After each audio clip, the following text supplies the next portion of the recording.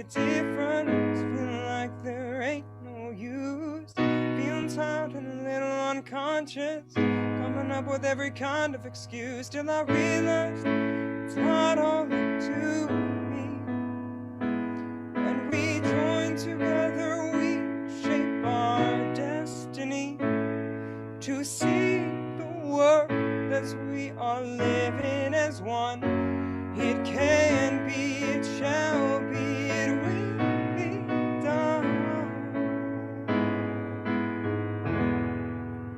We are the ones that we've been waiting for. We are the ones who will make a difference. We are the ones who will change the world. We are the ones, we are. We are the ones, we are, I am the one, I am, and we are the ones that we've been waiting for. We are the ones who will make a difference. We are the ones who will change the world. We are the ones, we are, and we are the ones, we are, and I am, and we are the ones, we are, we are.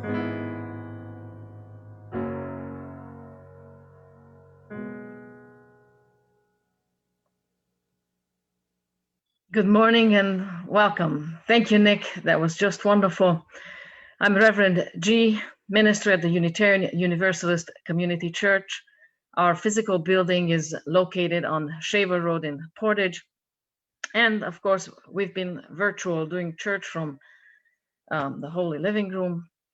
And it appears that we will be doing church virtually for some time to come, as the cold weather is setting in and the number of infections is growing every day throughout our country.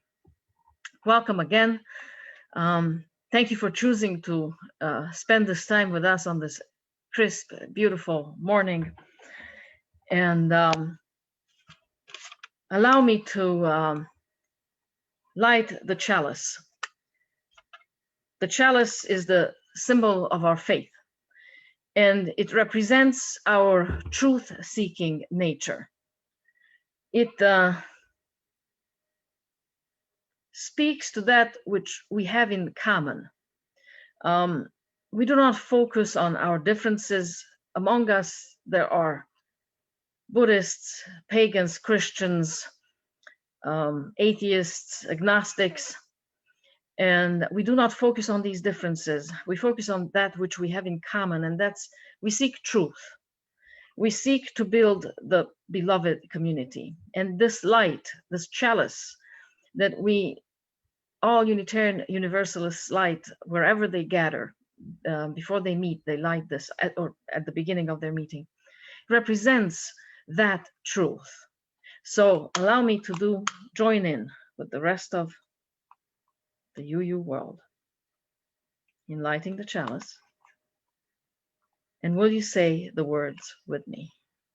In the light of truth and the warmth of love, we gather to seek, to sustain, and to share. And now, if you would be so kind to join me in just a moment of centering meditation, I invite you to find a comfortable position in your seat. Please uncross your legs, uncross your arms. Place your hands gently in your lap and close your eyes. And take a deep breath. And as you exhale, relax. Take another deep breath. And as you exhale, relax even more.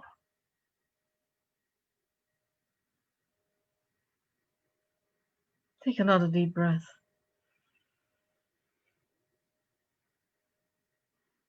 And as you exhale, relax completely.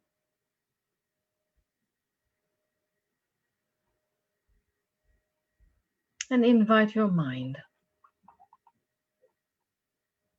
to quiet down. Peel your thoughts away from there and then.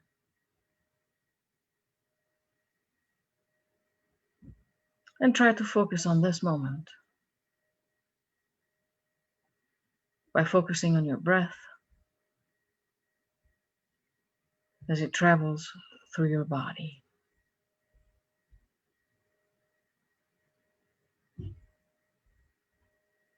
And in this moment, you have everything you need.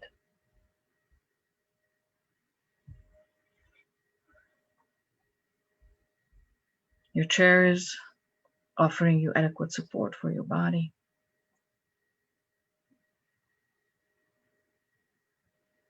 As you breathe in, there's enough oxygen to fill your lungs.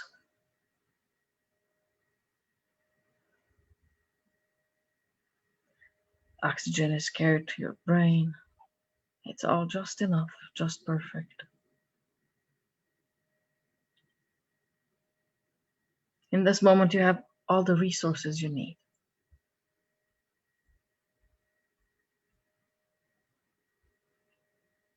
In this present moment.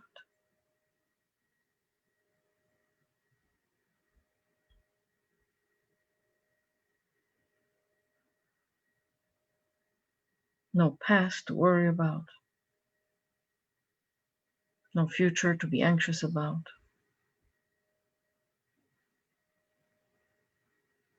It's just this here and now.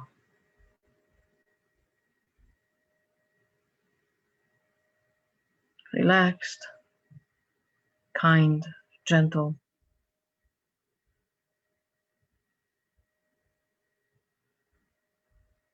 A moment of ease. A moment of possibility.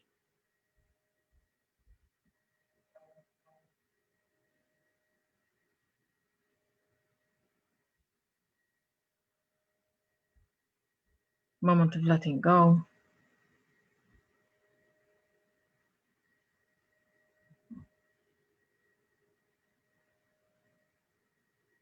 Beingness rooted in allowing. Allowing.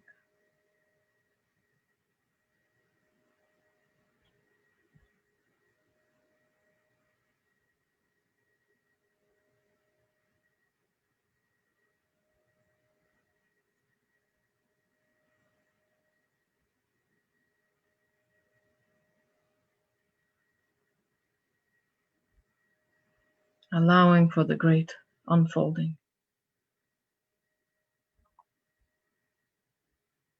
Just allowing.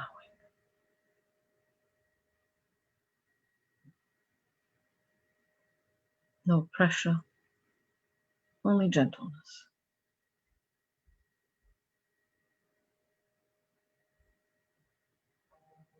And as thoughts appear in your mind,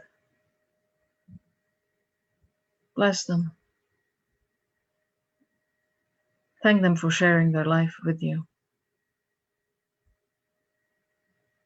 And allow them to return to where they came from. Ease of allowing.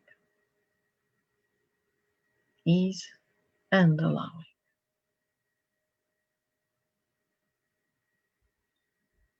No beginning, no end. Ever lasting presence.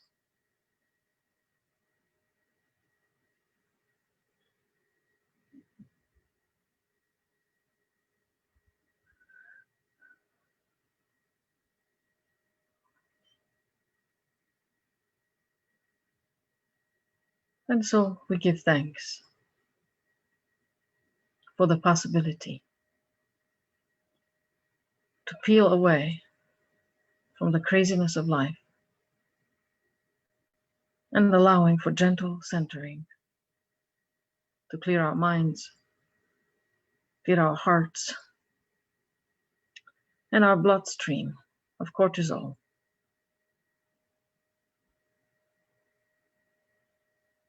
to allow to just be, invite peace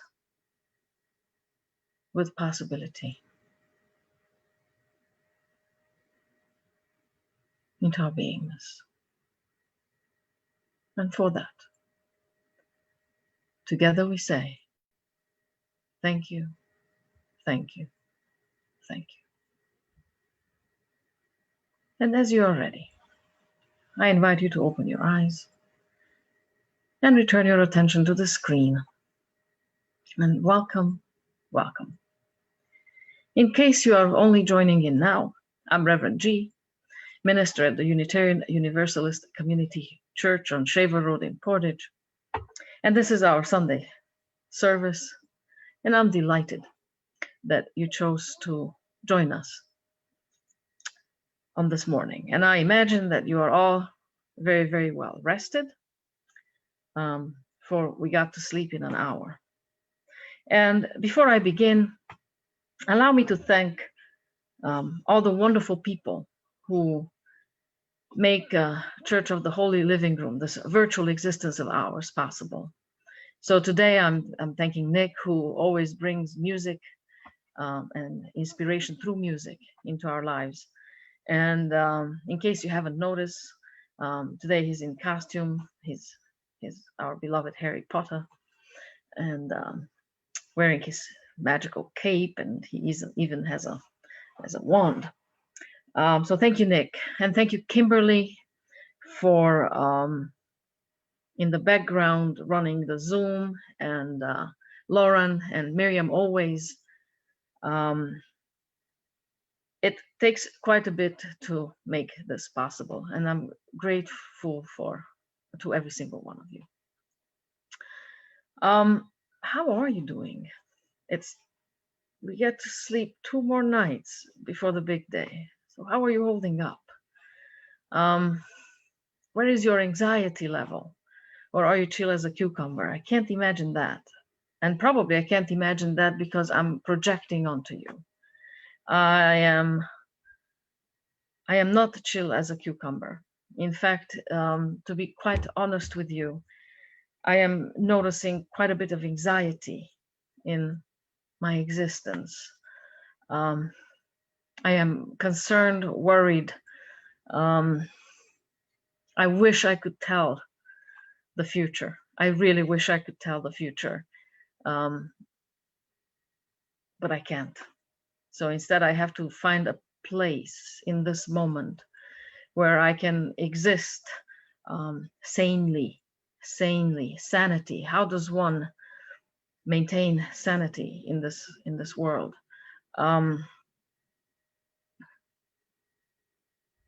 I've decided to talk about trust today. Trust, because our overall theme, if you've been listening to our services, then you already know very well that our overall theme for the year is revolution. And then each month we pick the sub-theme that we are further dividing into sub-themes. And the sub-theme for November is inclusion. And you cannot include people into your life without trusting them. You can't even be inclusive in life without trust. Trust is like the air that we breathe. It's so necessary for our existence. In fact, we are hardwired for trust. I recently read a wonderful book called Talking to Strangers, written by Malcolm Gladwell. And he says that us human beings, we tend to default to trust, default to believing, which is why it's easy for us to be fooled. Because if somebody presents in a way that we read as trustworthy, they can sell us lies. And don't we know about that? Haven't we had a master experience these last 4 years, where so many of us have been fooled and have such a hard time. Now, Mark Twain said it's so much easier to fool someone than to convince them that they've been fooled. Once we have bought into the lie, we have a need to stay bought in. Otherwise, the moment of reckoning, of admitting that I was foolish, I allowed somebody to lead me astray, I bought somebody's lie. That's hard to admit. It takes maturity. It takes a willingness to appear vulnerable. So we try to avoid being vulnerable and then just stay bought into the lie. And we've had, again, quite a large experiment these past 4 years. And then it's as if this election wasn't enough to give us anxiety of tremendous proportion. There is this virus that is still with us nearly a year later, and it's not getting any better. In fact, it's getting worse. And then again, trust has a major component in the spread of this virus, or rather mistrust. The messages that are being given to us are confusing. So then which one do you believe? Mask, no mask. Social distancing, no social distancing. Is it as bad as they say it is? Or are they trying to fool us? Is this just a conspiracy to ruin the government, to ruin the economy, to skew the elections? There's all these conspiracy theories floating. Then QAnon is being added to this whole mixture. It's so confusing. Who do you believe anymore? Why would you believe them? Are you just being fooled? Then where do you go for objective, truthful information? Then if you realize that you've been fooled, then should you stop trusting from here on? Or is trust always foolish? Should we just be skeptical from now on, calloused? Oh my goodness, there is so much right now in the quantum that summons distrust and summons anxiety. And it's just, you turn on the news channels. I notice that whenever I talk to people, regardless of who I talk to, pretty soon either I bring up the election or the current political situation, or somebody else brings it up. But pretty soon we talk about it. It's there. It's there in every single one of us. Well, maybe not every single one of us, because there will be those who will not vote. And also there are some who have no idea that voting is happening on Tuesday, which does baffle the mind. Trust. So let's look at what trust is, and then how it works, and why is it that we tend to default to trust. And then if trust is broken, can it be rebuilt? Is that even possible? To what degree is it possible? Is there life after losing trust? There is this psychologist, social scientist, professor at Duke University called Dan Ariely. And he wrote several books on honesty, on trust, how humans tend to be honest or dishonest, how they trust or mistrust, and why, and how does that work, the mechanics of it. And here's one experiment that economists like to do, that they devised, an experiment that they devised. So they randomly, and they do this periodically, they randomly select 10 people, And they tell them, okay, you are one of these people who has been selected. You will be part of this experiment. And this experiment is going to go on day after day after day after day. And you will never meet the other 9. You do not know who the other 9 is. And in the morning, you will be given $10. And you can do 2 things with these $10. You can either keep it, or you can put it in this collective pot. And it will be there through the year, through the day, and it will grow. So the pot will multiply 5 times through the year, through the day. And then in the evening, whatever is in the pot will be equally distributed among the 10 people. So they start the experiment, and lo and behold, everybody puts their $10 in the collective pot. It's there through the day, and it grows 5 times. So 10 times 10 is 100. It grows 5 times. In the evening, there's $500 in the pot.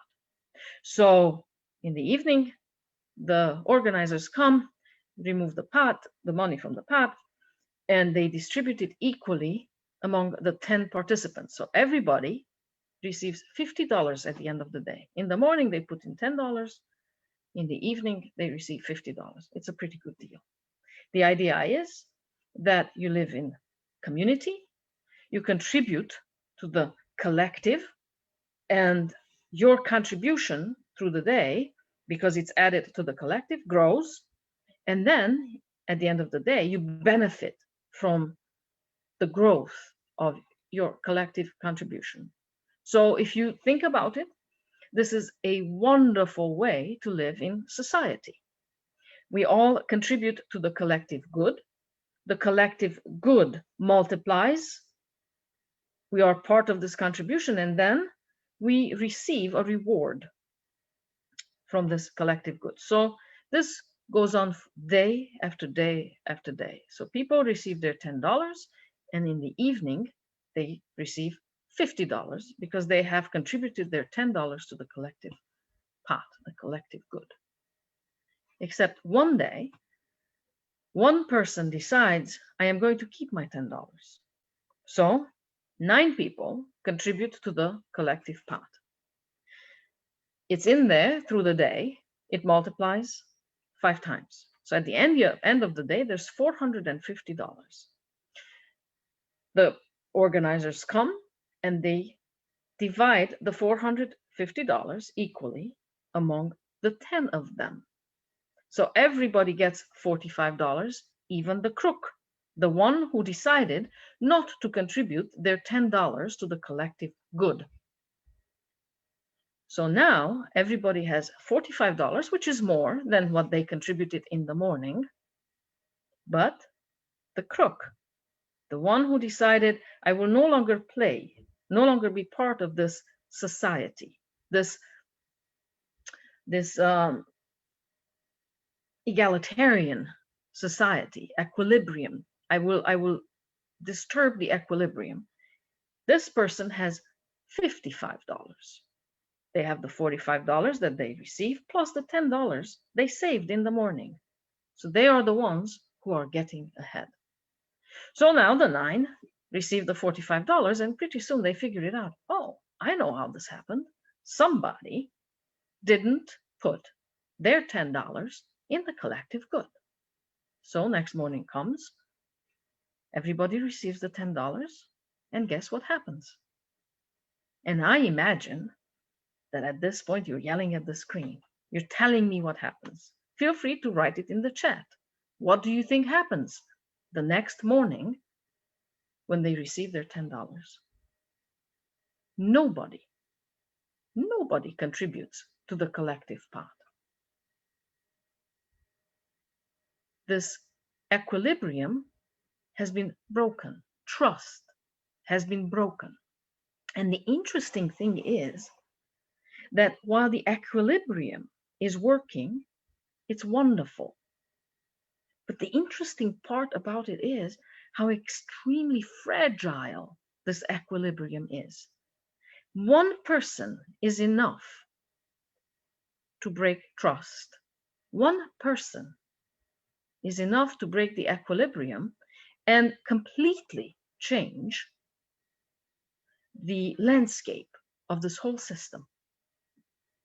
The other interesting thing is that while the equilibrium of contribution is fragile, the brokenness of the system is very stable.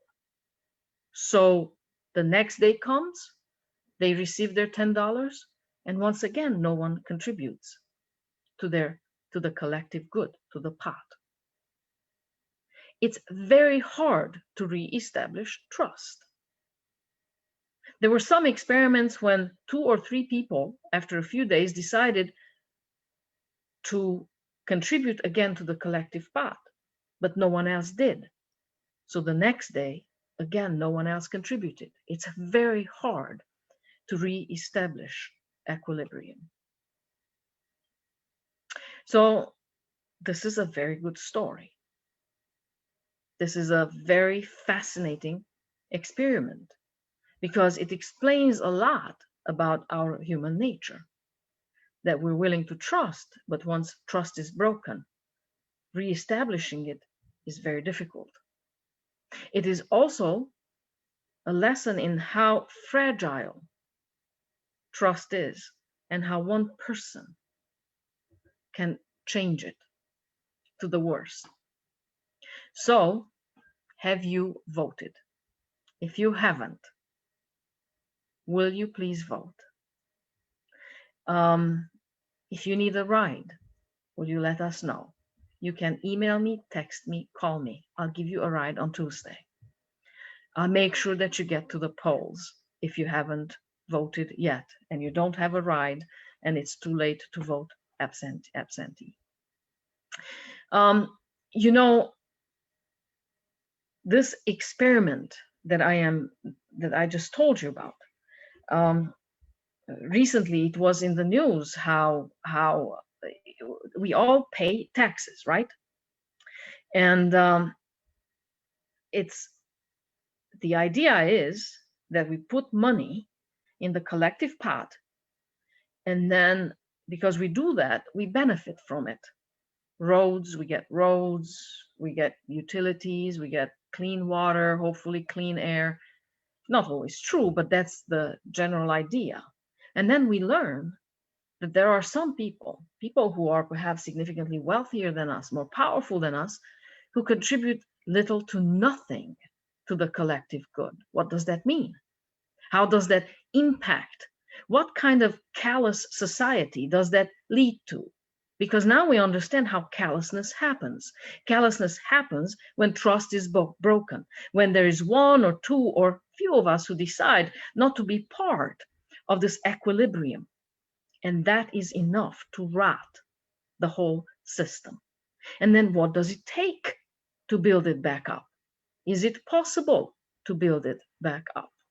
So they did other experiments as well, and about building back trust. So first of all, what is trust? Trust is where I am willing to make myself vulnerable about something that is near and dear to my heart. I share with you a story. I share with you something about myself that requires me to make myself extremely vulnerable. And that shared story or experience is safe with you. Safe. You keep it safe. And then I trust you. Mistrust is I share with you something that requires great vulnerability on my part, and that shared experience or story is not safe with you. In other words, you will go and share it. You will use it against me. It's not safe with you. You will bully me for it. Maybe you will blackmail me. You will tell the people that I don't want to share this with. It's not yours to share, but you share it. That's a broken trust. So how do we rebuild trust? And trust is very important, because when you live in a society that has no, live in a family that has no trust, if you cannot trust that what your husband, your wife, your sibling, your whoever roommate you live with, that their yes is yes and their no is no. You cannot trust that they will deliver on their promises. It's like, yeah, I'll do it, but then I just kind of have this knot in the stomach because past experience tells me you will not do it. You will not show up the way you promised you would show up. It is very difficult. It's maddening to live in a family like that, in a relationship like that, or in a society like that, where the messages coming, say, from authorities, from governments, are so confusing that you can't trust anything, that their yeses and their nos are at best a maybe. That what they're telling you is either true or not. Who knows?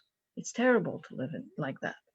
That was also true in, and I lived for so long of my life during communism or under communism, and that also was a system like that. You could not trust it. You also didn't know who was a government informant, who wasn't. So you always had to keep, you couldn't afford vulnerability. And when you cannot be vulnerable, there's no more connection.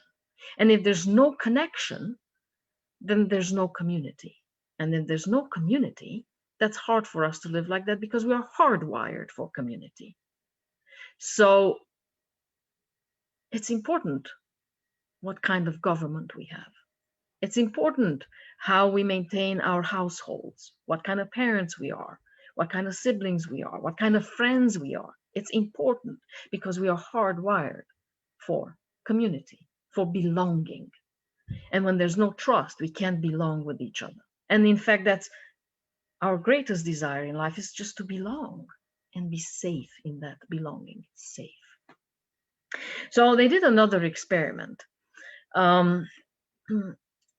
Where a waiter comes to the table. There's 4 people sitting at the table, and the first person orders, and they order the fish, and the waiter says, oh, the fish, you know what, I really don't recommend it. It's very expensive and it's not that good.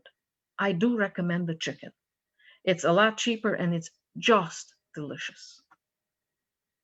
So how do you think this impacts the person who is ordering, as well as the other 3 sitting at the table? Because what is at stake here? Here is a waiter. We understand how they get their wages. They really get it from the tip that we give them. And the tip is based on the total cost of the food and drinks that we consume that evening, right? So basically, the more expensive the entree you order, the larger the tip for the waiter. So this waiter comes over and says, no, don't buy the expensive food. It's not that good. I recommend this one, which is a lot cheaper, but oh, so delicious. So does this increase trust or does it decrease trust? How does it impact the other 3 people sitting at the table? Do you think that they will also follow or ask for the recommendation of the waiter regarding their orders? And will they seek the recommendation for wine from this waiter? Well, of course, you are right. They will trust this waiter because what is happening is this waiter is exhibiting benevolence. That's it. That's how you pronounce it. Benevolence. I care for your good. It's important. Your good and your satisfaction is more important to me than my monetary reward. So it's selflessness benevolence. This builds trust, benevolence. One way to rebuild trust is to be benevolent. Now imagine a government, for instance, who has this huge pot, everybody contributes to it, and then say a crisis comes where everybody is affected, and they're affected in so many ways, and then this government takes money from this pot and redistributes it among the contributors. That's benevolence. That's saying, oh, this is going both ways. We take care of each other here. We're in that sort of contribution, within that sort of relationship where we do take care of each other. We look out for each other. We care for each other's best. It's an equilibrium that works. Now, it's a government that only cares for its own good, then obviously trust is eroded one more time. And it's at the expense of community. It's at the expense of belonging and caring.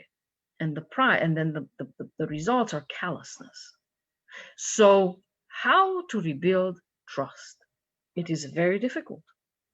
You know, I'm also a therapist, and I have counseled couples where one or the other stepped out on the other. They cheated. And some stayed together, some broke up, some remained friends, but not a couple anymore. And it is very difficult to rebuild trust and to look at the person the same way you used to look at them before you knew that they cheated. It's a difficult situation. So how do we rebuild trust?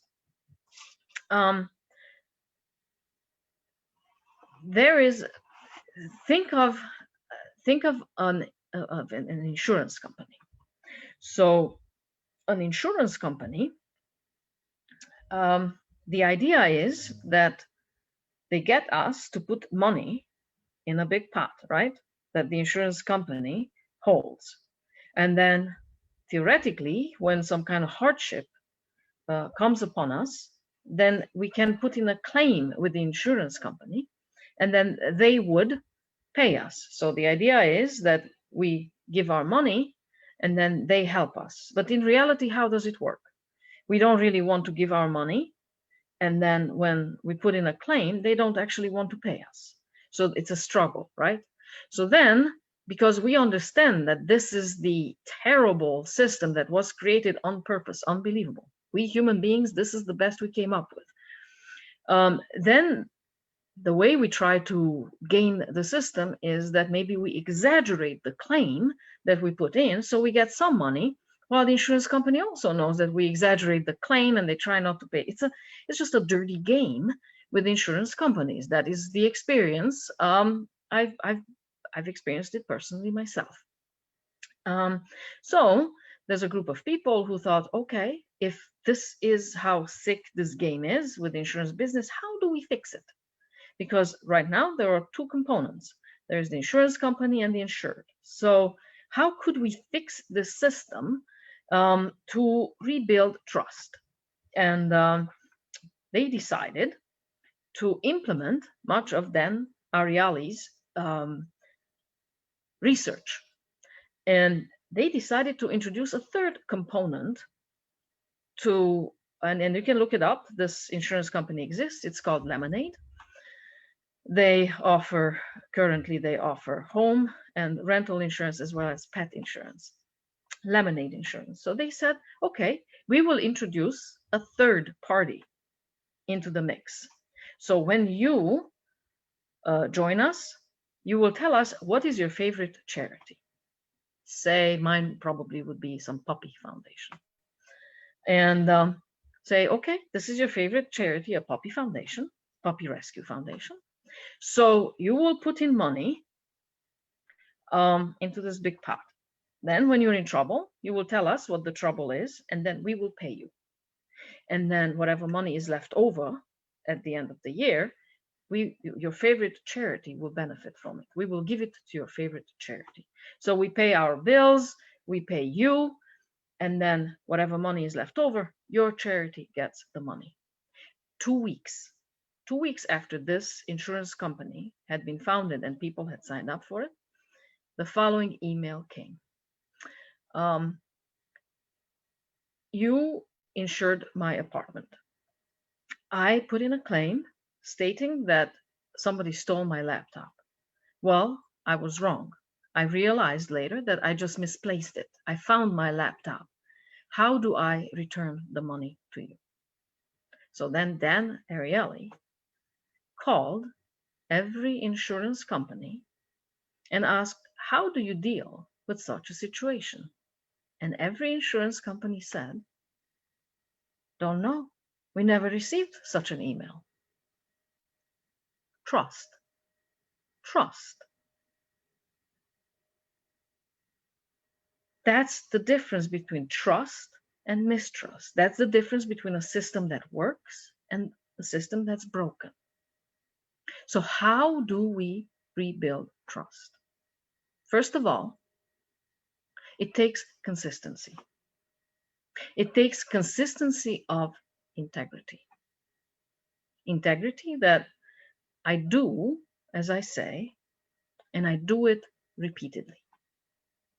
I don't just do it occasionally. I don't just do it when it works for me, it benefits me, but I do it all the time. Living in a family like that, you know that if you've had parents who are consistent, trustworthy, with integrity, you know that you then grew up with principles like that. That is a sane way of living. When you live with parents who promise things but don't deliver, when you can't trust what they say, that's the root of insanity. It's a hard way to live like that. And then you grow up without trusting, not to mention that it is hard then to get your moral integrity, your morality. It impacts every aspect of your beingness. So be with integrity, and be with integrity all the time. Benevolence. Be good. Be good even when it doesn't necessarily beneficial to you, like the waiter who is willing to get fewer tips just so the customer can have a much more wonderful experience. Benevolence all the time. And then there's also many different reasons why we use, the other thing is, like, when you ask for help, which is vulnerability. So honor vulnerability, and honor vulnerability with safety. When somebody comes to you and asks for help, help kindly. And this is how you know you're helping kindly. If you have to ask for help, which I have been in that situation, and this year especially, I had been in this situation, and it was hard for me, and it was a lesson. As you remember, earlier this year, I became very ill, and I needed a very serious surgery that I could only get in California. And we didn't have the finances at all to make that happen.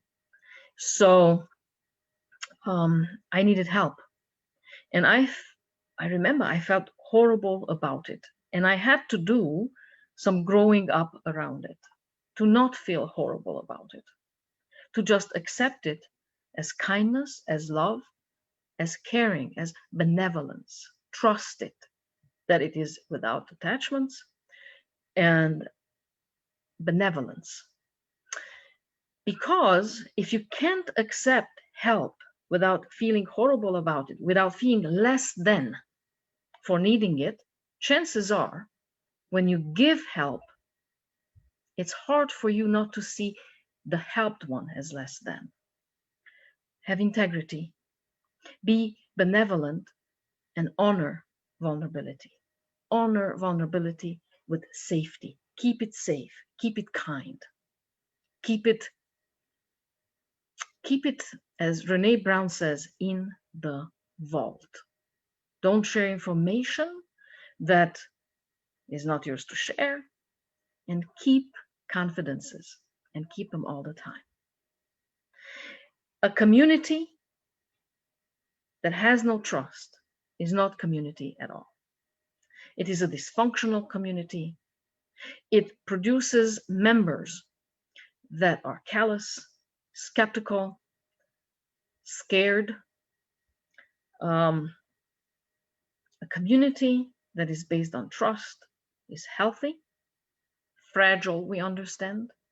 Therefore, we have to be vigilant and participating with utmost carefulness, always benevolent, with integrity, keeping vulnerabilities safe. So, may we build that beloved community. May we maintain that beloved community. May we be the ones who are always willing to contribute to the collective good, for we understand that we all collectively benefit from that. And may we be willing to hold the collective at least as important as we hold ourselves. And that community then is inclusive, it is kind, it is life-giving, it is full of possibilities that create for a constructive social structure. A social structure that can support life, a generous life for all beings, humans and otherwise, all beings. So we sleep 2 more nights. Go vote, do your part, and thank you for building this beloved community that is worth living in, that promotes trust, benevolence, integrity, kindness, generosity, and inclusivity. And so it is. So now we invite you to please join us in supporting this community with your generosity. Our expenses are as they used to be while we were still in our building. So we welcome your offerings via check or Give Plus, and we thank you for it. We thank you for being such a generous contributor towards our communal life. And Nick, take it away.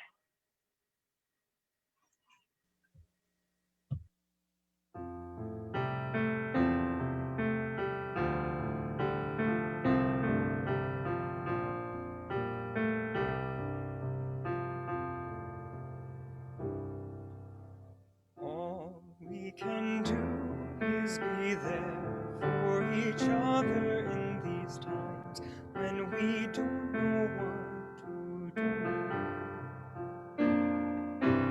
All we can do is be there for each other and tell each other through. Twist and turns, unexpected, day by day, moving on. I don't have all the answers, come what may, right or wrong.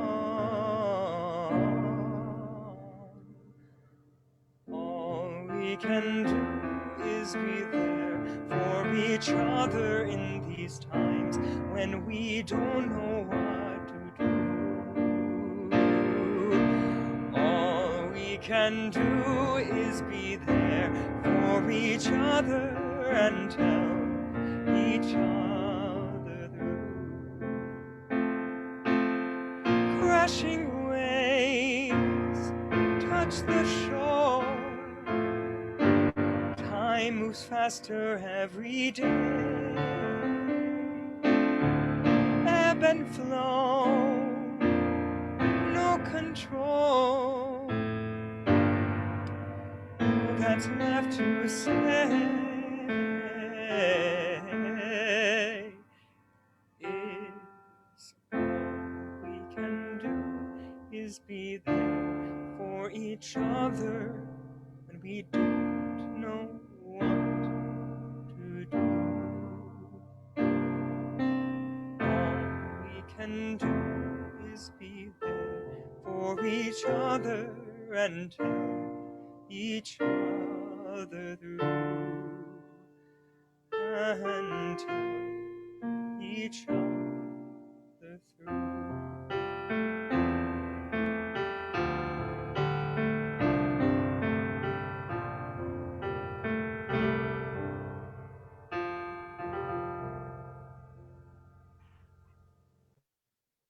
Thank you, Nick.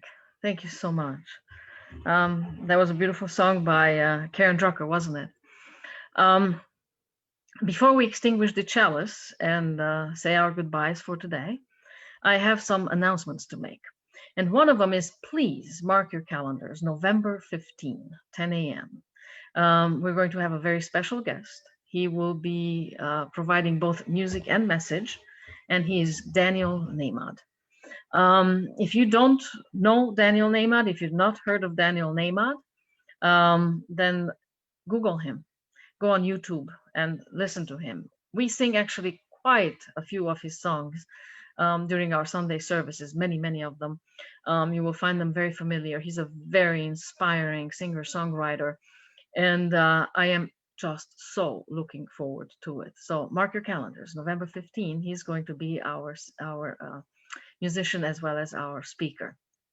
And well, election is coming up, and as I have mentioned before, I'm sure I'm not the only one who is filled with anxiety. So we've decided to open up our church Zoom room at 8 p.m. and I will be in there waiting. And if you just want to stop in and for a quick check-in, or if you need some support, then I will be there, and we will. What we're doing is we're offering the possibility of experiencing this in community. So we can be there with each other, providing that safe place where you can be vulnerable, know that it's in the vault, know that it's safe, know that it's a good place for you to be if you need to be there. So we're opening the Zoom room up at 8 p.m. If you need access to that Zoom room, welcome to email me. Or email Miriam at the church. We will give you the code. Obviously, the code will be sent out to all of those who are on our email list. So even if you put your email list right now in our chat, we will send you the invite to the Zoom room. And Tuesday evening at 8 p.m. we are opening it up, and it will be live for you to come in, as it is yours to come in. If you don't need to stop by, no need to stop by. But if you have a need to, by golly, we're going to be there for each other. Thank you again. Thank you for joining us this morning. Thank you for being part of this vibrant, beloved community. We couldn't do it without you. It wouldn't be the same without you. You are a vital part of this. Your contribution is seen here, is appreciated here. It is welcomed here. It is needed here. Thank you again. And allow me to extinguish the chalice, and please say the words with me. We extinguish this flame, but not the light of truth, the warmth of community, or the fire of commitment. These we carry in our hearts until we are together again. Go, be the one you would like to meet on your most vulnerable day, On the day where you need safety, community, belonging, be that person for yourself and someone else. And so it is. Thank you again for joining us. You've been part of the Sunday service of the Unitarian Universalist Community Church. Go vote. See you on the other side.